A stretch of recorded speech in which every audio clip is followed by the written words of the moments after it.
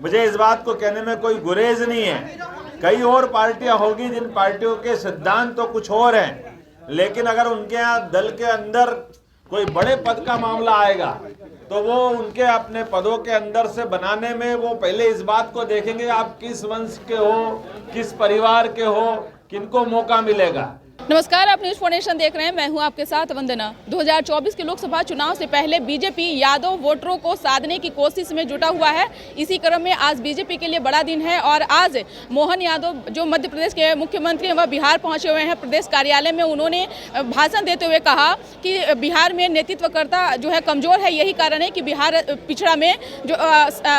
गिनती हो रहा है। वहीं उन्होंने तेजस्वी यादव पर भी कटाक्ष करते हुए क्या कुछ कहा है, छोड़े जाते हैं उन तमाम बयानों के साथ। हमारे अपनी केवल भारतीय जनता पार्टी एकमात्र पार्टी है जिसके कार्यकर्ताओं का इस प्रकार से उनका पूरा प्रशिक्षण, उनका शिक्षण, उनकी कार्य पद्धति और एक तरह से लोकतंत्र में सच्चे अर्थों में हम किसी काम को करते करते कार्यकर्ता जब बनते हैं तो कार्यकर्ता बन के किसी पे एहसान नहीं करते हैं, अपने आप को निखारने का, परखने का, अपने जीवन में कई सारी बातों को सीखने का अवसर पाते हैं। और उसी नाते से भारतीय जनता पार्टी के कार्यकर्ताओं का शिक्षण प्रशिक्षण होता है और हम इस लोकतंत्र की मर्यादा को कायम रखने के लिए मुझे इस बात की भी प्रसन्नता है कि होगी दुनिया में बहुत सारी पार्टियां, अपने देश प्रदेश में भी होगी, लेकिन एकमात्र पार्टी है भारतीय जनता पार्टी जो विश्व की सबसे बड़ी पार्टी भी है और जो छोटे से छोटे कार्यकर्ता कब प्रधानमंत्री बना दे, कब मुख्यमंत्री बना दे, कब मंत्री बना दे, पता ही नहीं चलता है। ये हमारे अपने भारतीय जनता पार्टी की विशेषता है और लोकतंत्र में होना भी यही चाहिए। मुझे इस बात को कहने में कोई गुरेज नहीं है। कई और पार्टियां होगी जिन पार्टियों के सिद्धांत तो कुछ और हैं, लेकिन अगर उनके यहाँ दल के अंदर कोई बड़े पद का मामला आएगा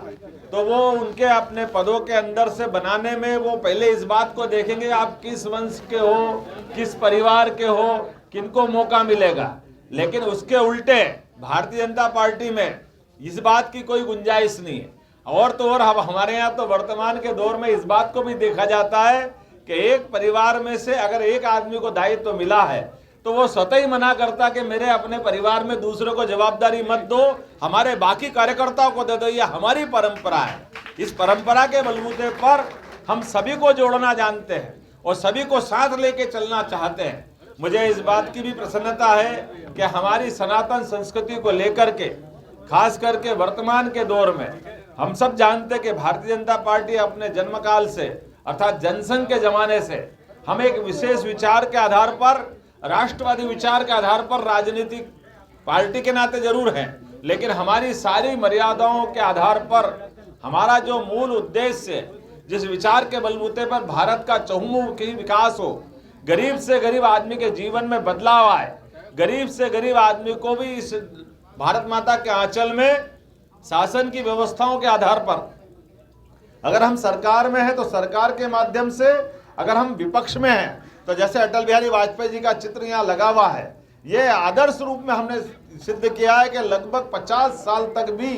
जो अपोजिशन में रह करके लगातार हर 5-5 प्रधानमंत्री के सामने उनका जीवन निकला, वो हम सबके लिए आदर्श रूप में। अपने यहाँ इस मंच पर भी कई सारे आदर्श रूप में कार्यकर्ता है जिनने लंबा संघर्ष अपना जीवन का जिया है, लेकिन किसी सिद्धांत से समझौता नहीं किया। मैं इस बात के लिए धन्यवाद देना चाहूँगा बिहार इकाई को कि यद्यपि मैं आया था निजी कार्यक्रम से, श्री कृष्ण चेतना मंच के माध्यम से मुख्यमंत्री बनने के बाद स्वाभाविक रूप से यहाँ के हमारे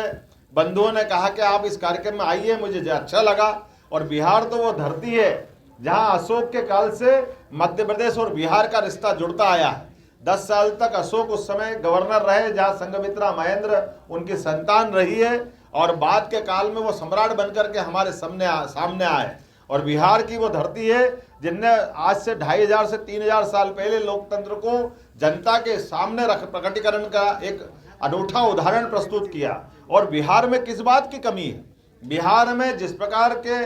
टैलेंटेड लोग होते हैं,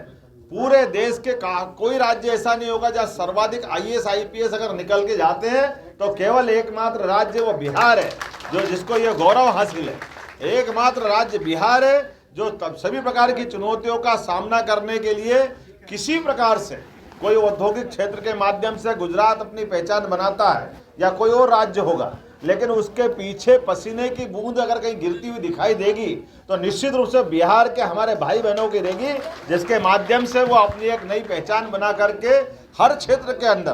कोई भी काम हो, खेत का काम हो, व्यापार का काम हो, नौकरी पेशा का काम हो, सारे क्षेत्रों के अंदर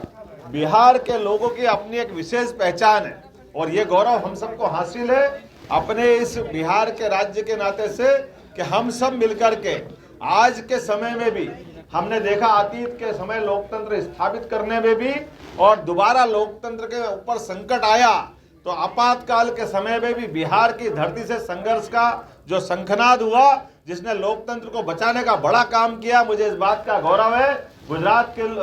बिहार के लोग इस बात को जानते हैं कि लगातार किसी भी कठिन से कठिन मुद्दे का समाधान सकारात्मक रूप से कैसे होना चाहिए। काल के प्रवाह में बहुत सारी कठिनाइयां भी आई, आज के दौर में भी बिहार अभी और आगे जा सकता था। 5 सर्वाधिक बीमारू राज्य थे, लेकिन 5 बीमारू राज्यों में से 4 अपने अपनी जगह से आगे निकल गए, लेकिन दुर्भाग्य के साथ कहना पड़ रहा है बिहार अभी वहीं थमा हुआ है। बिहार में बहुत सारी गुंजाइश है, लेकिन कमी है तो लीडरशिप की, कमी है तो आगे बढ़ने के अवसर को ठीक प्रकार से, समाज तो बहुत अच्छी ताकत के साथ खड़ा है, समाज में कोई कमी नहीं है, लेकिन नेतृत्व क्षमता की कमी के कारण से, अवसर परिस्थिति के कारण से बिहार पिछड़ा है। मैं उम्मीद करता हूं आने वाले समय में निश्चित रूप से बिहार आगे बढ़ेगा, मध्य प्रदेश पूरी मदद करेगा। माननीय प्रधानमंत्री के नेतृत्व में हम और आप मिलेंगे, यहाँ की तमाम प्रकार की आशा आकांक्षाओं के आधार पर पूरा बिहार पूरे देश में नंबर 1 आए, ये मैं शुभकामना देता हूं। आज के इस अवसर पर मैं बिहार इकाई को भी धन्यवाद देता हूं, जिन्होंने मुझे प्रेम से अभिनंदन का मौका दिया है। परमात्मा करे आप और हम मिलकर के भारत माता की सेवा में लगातार आगे बढ़ते रहें। आप सबको भी मध्य प्रदेश आने का मौका देता हूं। हम सब मिलकर के, हमारे यहाँ 2 ज्योतिर्लिंग है, बाबा महाकाल है, ममलेश्वर है, और अनेक पर्यटन के और अनेक प्रकार व्यापार व्यवसाय के बहुत सारी संभावनाओं से भरा हुआ मध्य प्रदेश से मैं प्रत्येक बिहार के भाई बहनों को आमंत्रण देता हूं। आइए हम सब मिलकर भारत माँ की सेवा में दोनों राज्यों के बीच प्रेम बढ़ाते जाएं। बहुत बहुत धन्यवाद।